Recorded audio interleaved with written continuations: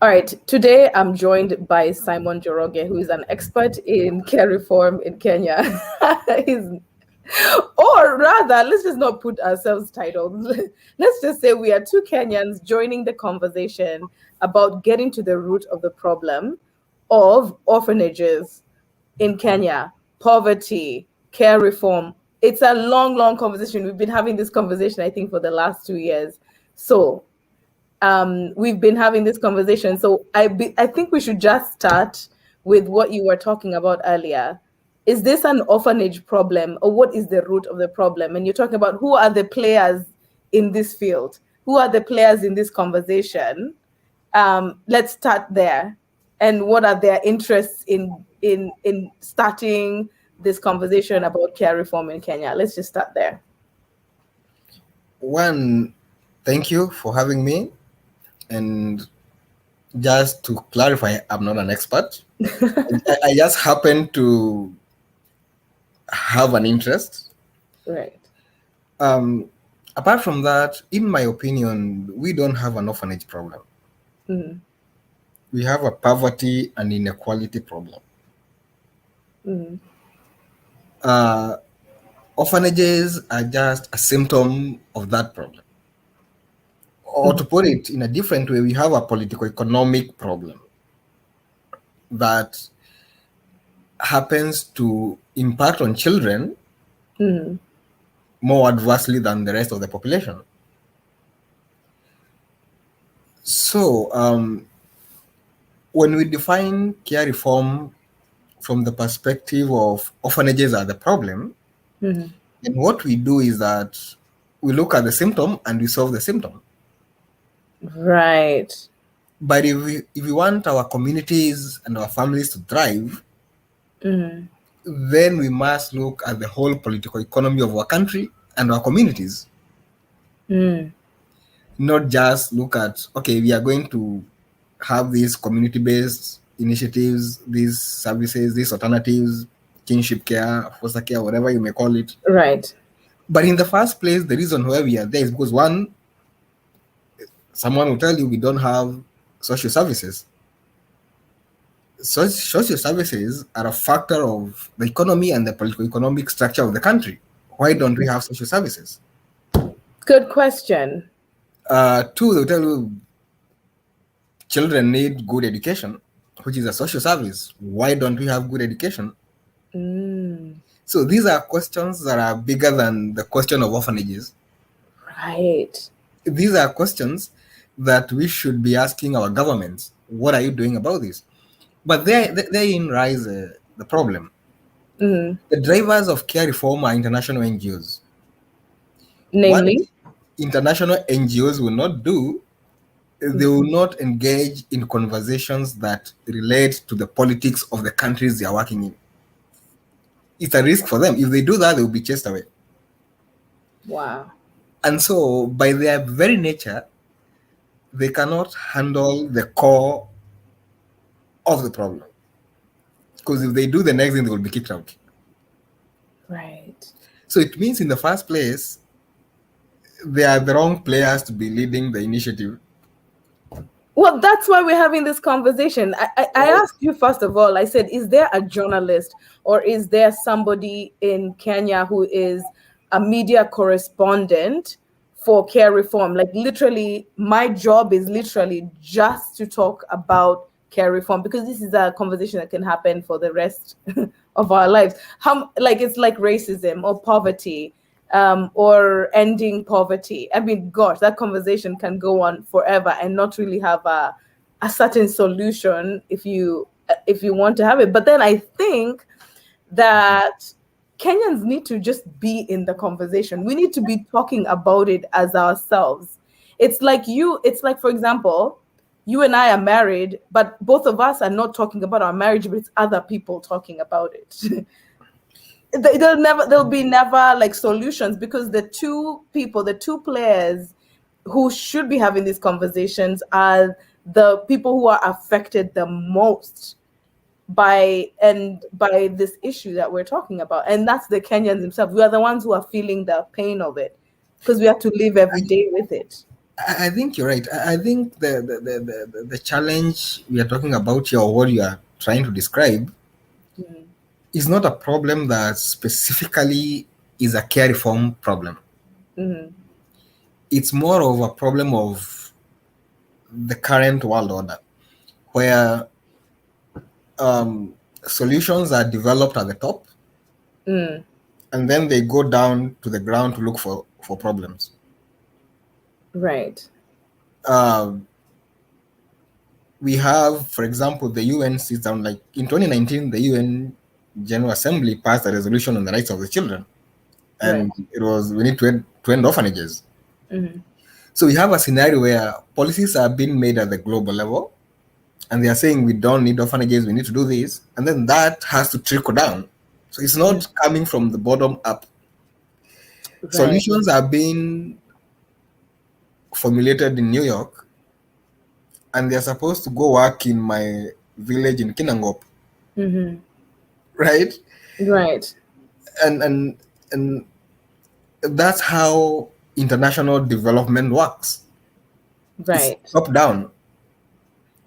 Yeah, which is a problem. But let's stop there, because if the solutions are coming from the international, and if but they have to protect their own interests. So if for example sub-Saharan Africa was wealthy and rich, and we were doing our own production, we were doing our own manufacturing, like we have raw material, we have the cheap labor, and we have manufacturing, that means we would be very competitive to Africa, to America, to the West. That means the prices would go up. So I think I listened to one economist, an American economist, that said that it's beneficial to the West that sub-Saharan remain poor, because they would get free cheap labor and raw materials, and that would make them continue to be wealthier and wealthier, and us to be poor. So if I'm coming from the West and I'm trying to end poverty in Kenya, then my it's not in my interest that we develop, that we be rich, because we would be directly in competition with them, and that's not in their best interest. So it's in our own best interest that we have this conversation, because then it has to start from us, bottom up. Otherwise, Yeah, we'll be yeah. colonized. I mean, it's. I find it weird because when we are making our laws, our policies, we always point to some international laws, Mm, some international laws that are made in the context of the Western society. mhm. And we want that to work in our countries, and we expect that to work in our countries, which is absurd. And Yeah. the other problem we have is if you talk to people, they'll tell you, oh, we don't need to reinvent the wheel. Other people have done it, so we just need to copy what they have done and just contextualize it. Mm-mm. What we don't realize is that by the time these guys were coming up with these systems, Mhm. they had a very good philosophical foundation of their society and why they needed to do it that way. Right. So when we copy that and contextualize, Mm. yes, practically we contextualize, but the philosophical bit of it as to why it had to be done that way, we don't have, We don't. which Wow. is which is the root of any good public policy. It has to be grounded in a good philosophical understanding of the society within which that policy is going to work. Mm. But for us, kazi yetu is copy pasting. Okay, they did this there, it worked, and we brought it here.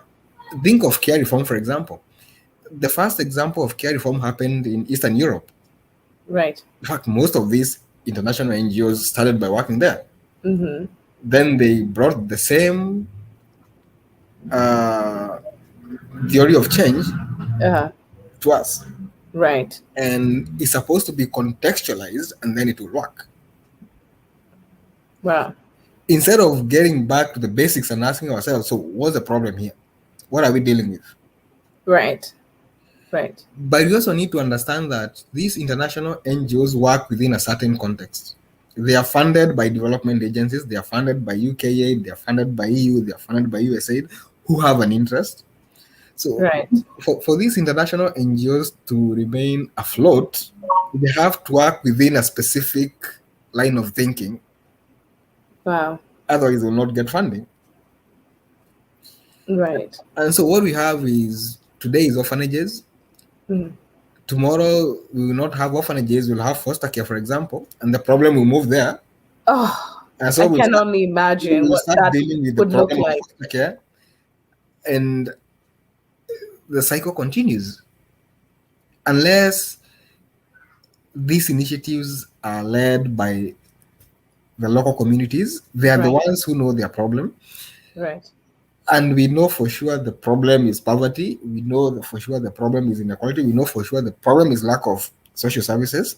Yeah. These are political economic questions that can only be solved politically.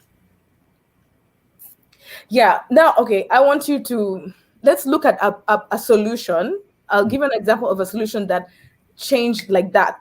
It was initiated by our government, and within months, it was implemented, and it's something that was followed through. I'll give you an example of plastic. Remember, there's that time that we used to use plastic bags, right?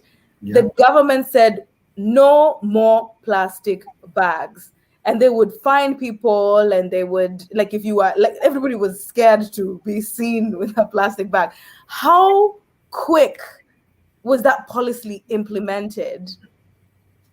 Because it started like with our government, right? Even people were being checked at the airport to make sure that they don't have a plastic bag to come in. And I think it was within a year. Within 1 year, I think we had like no plastic bags. I went to Kenya and I just didn't literally see plastic. So for something like that, and we're saying, and it's for the environment, how about something that's so important for as children, as families? We're talking about our families are not safe. For example, there is domestic violence. There is a lot of abuse of children. Those are intricate things that are not being talked about, and they are like at the root of this issue. So going back to the root, like, I'm giving you an example. If there was like a policy or something that would start chipping at this elephant, if we're gonna eat this elephant one bit at a time, what are like some of the core things are at the root of this issue that we can start dealing with as our people, like policies that we can implement and start chipping at this thing? I don't know if I have an answer to that question for two reasons. One, I've begun by trying to redefine the problem. And if you redefine it the way I did, then we are not talking about children per se. We are talking about a whole political system. Socio-political, right? Yeah.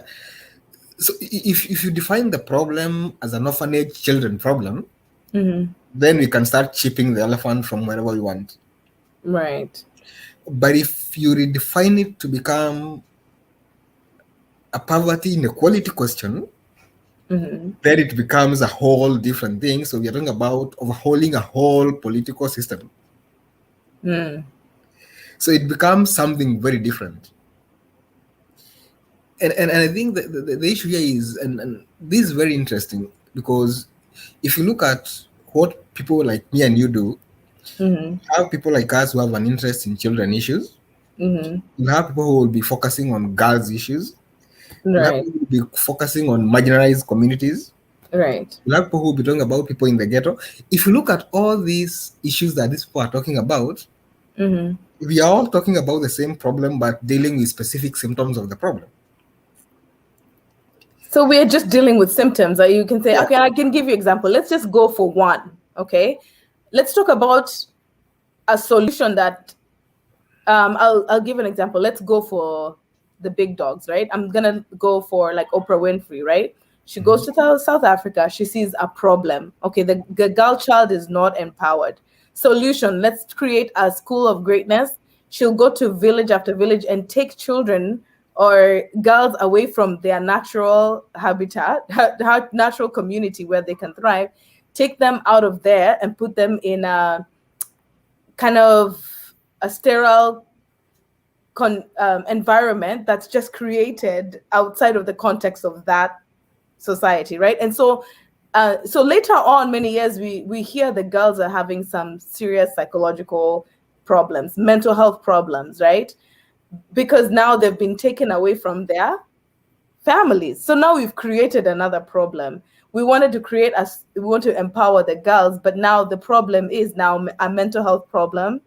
We're talking about girls who are now not able to integrate back into their community because they're in need of relationships or to go back into and build and form families of their own. But are they going to find a counterpart, a male counterpart for themselves if the male is not empowered? If there are no boys who are empowered to start a family with her, then now you have another problem on top of another problem. So it's kind of like the same thing I was saying. We are taking children away from a family we think is not capable of taking care of their own children. And we're having a solution to institutionalize children, but then we are creating another issue. So when I talk about community development, I was thinking of like a solution of, if you're going to empower a community, start a school within the vicinity of that community that will empower both the boy and the girl, and they can grow up together and they can learn from each other. And then the people who are the teachers, the people who are the stakeholders are the parents, the community, those people who really feel like that school should be thriving. And so you're empowering the entire community.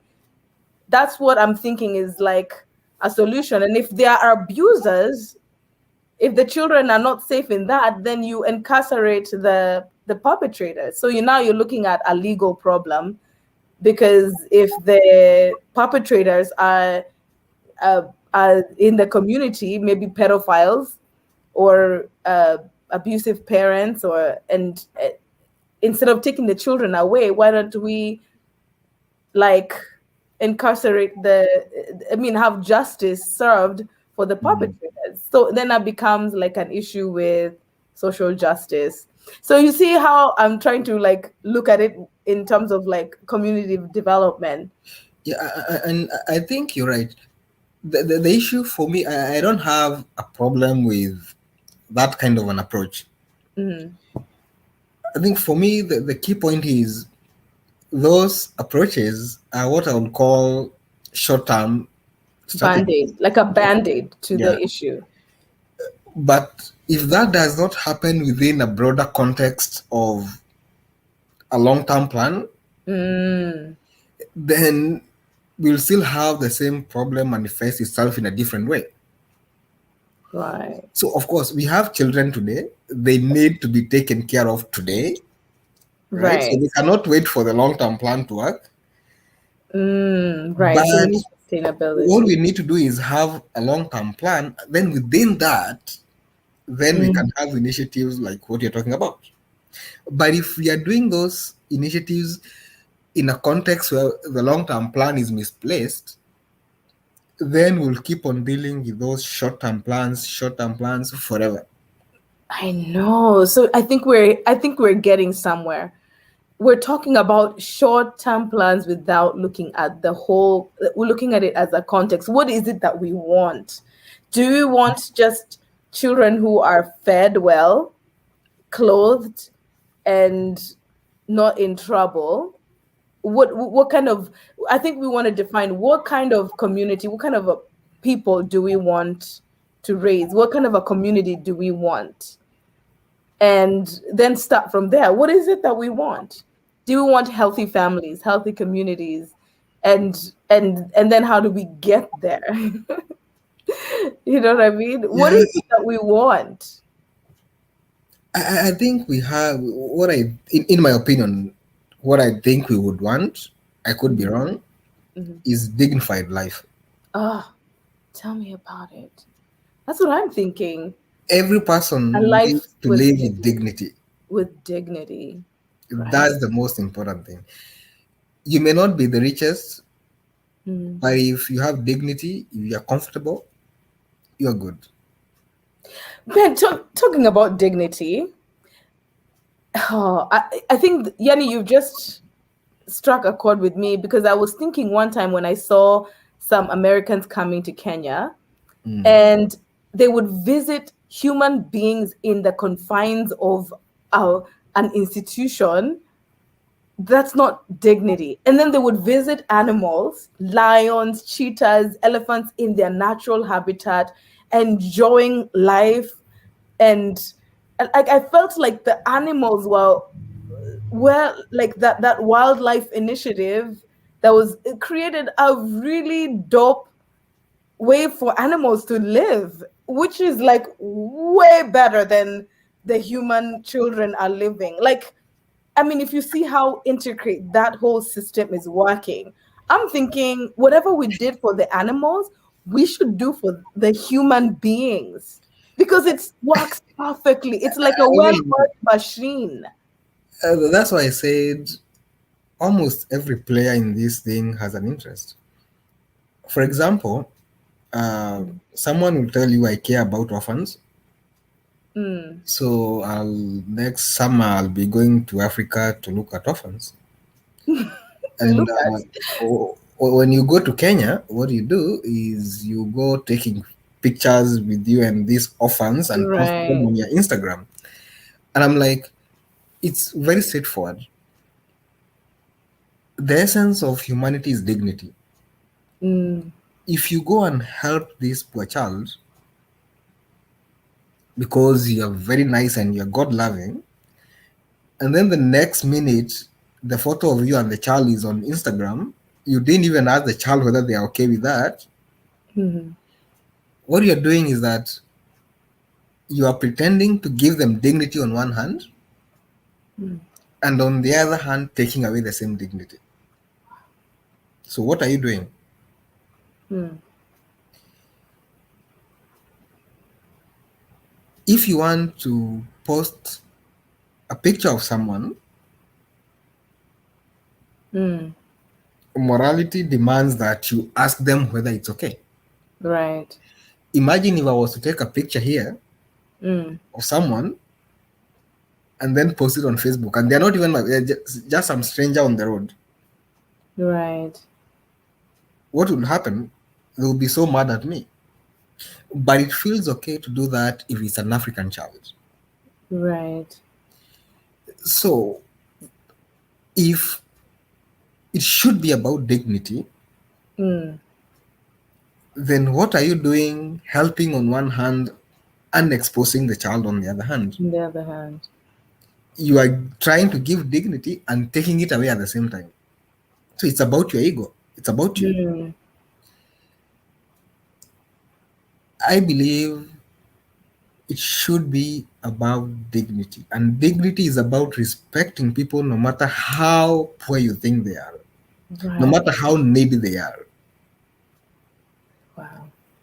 You should help them if you have to, for that matter, Mm. and make sure you know what you're doing because sometimes Right. you just see needy people and assume you know how to help them just because you think you know the solutions. You don't even listen to them. You know the solutions, you have them, so you take the solutions. Dignity is about if you want to help people, go Mm. and talk to them first. Know what they want. Once they tell you what they want, Mm. then work with them on that. And I think I shared with you a Bible verse. I don't remember what it's some in Proverbs.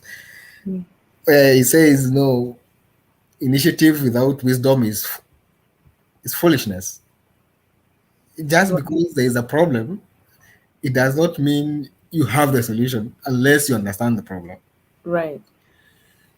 So it's I think the bottom line for me is dignity.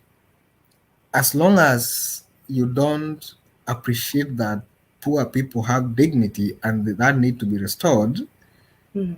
then whatever you are trying to do is useless. If you think that will take you to heaven, then I'm sorry, because Yeah. what you're doing is,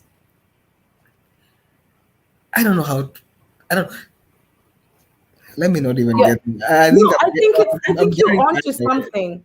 I think you're onto something because this is conversation that I have with people where I am. I'm in a place that's mostly very, very white, very wealthy, and all of them have had an opportunity to go to Africa and to go to orphanages and all that stuff. I mean, I talk to them, and I remember asking that one question. I said, when you went to that orphanage, if those children were white and blonde and looked just like your children, if you went there and you found only white children, would you just feed them and clothe them and hug them and leave? Or would you try and find a solution about why they're there and try and figure out a better way to help them that's more dignified? What would you do?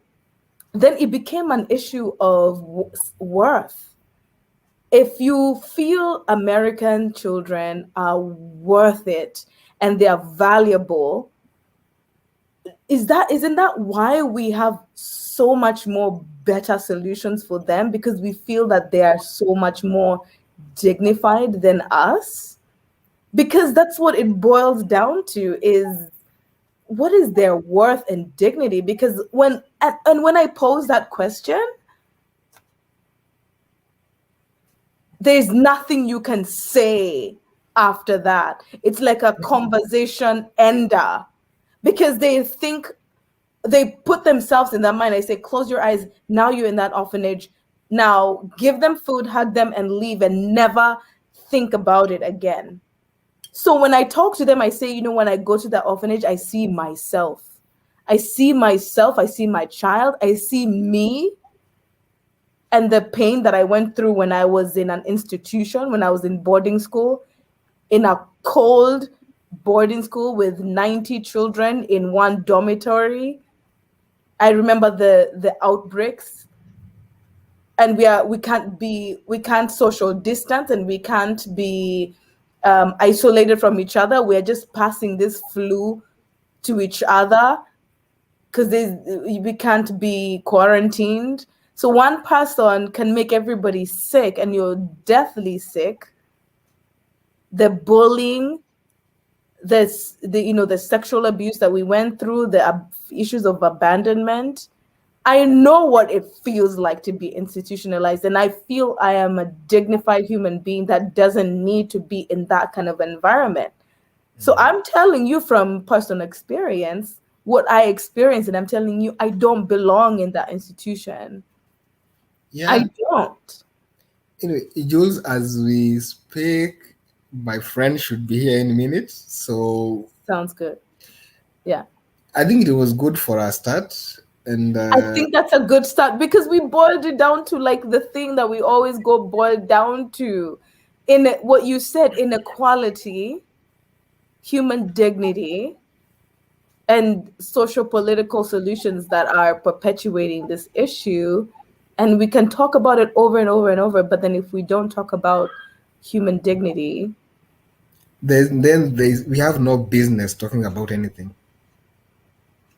If it's not about dignity, we then shouldn't even have a solution. So if you feel like if you're going to Africa and you feel that we're corrupt, and you feel like African parents are not capable of taking care of their own children, or if you think that we are not worth it, then I don't think you should be in but Africa you see, that's the to any problem. solutions. There's a difference between African government and African people.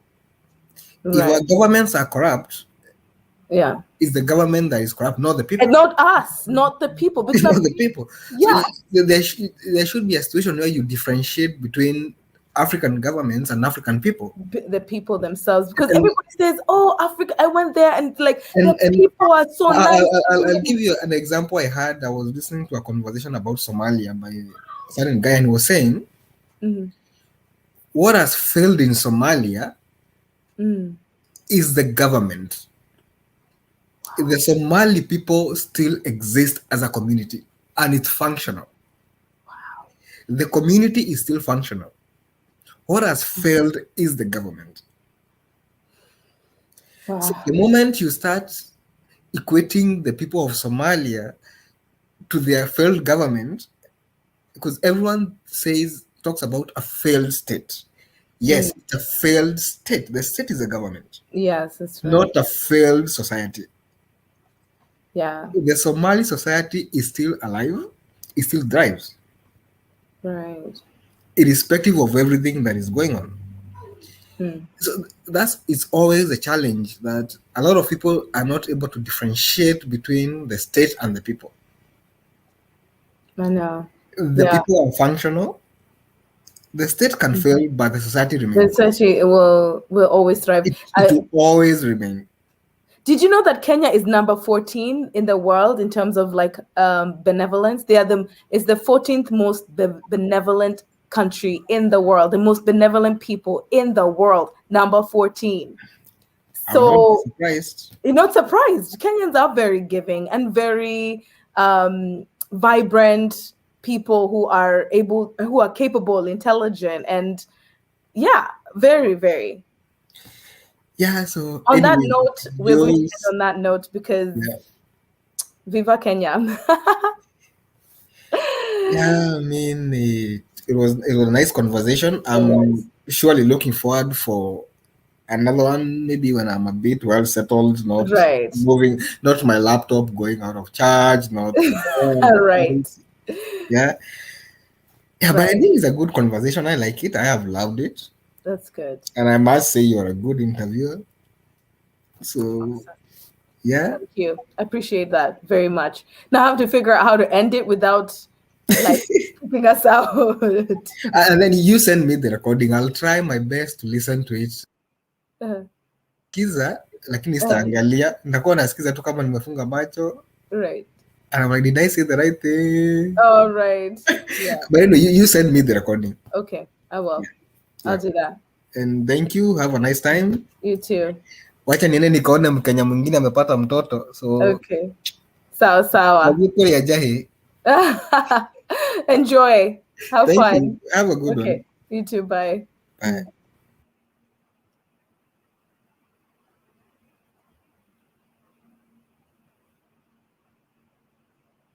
That was an awesome discussion, you guys. Human dignity, the dignity of the Kenyan people, love, freedom, purpose. Every single person in Kenya is created in God's image. We have something special within us. We do not need to be institutionalized or treated the way that we are being treated. Kenyans are one of the most benevolent, most vibrant people that I know. And I love my country. And we have the power to make a difference and a change. God bless you. See you on the next conversation.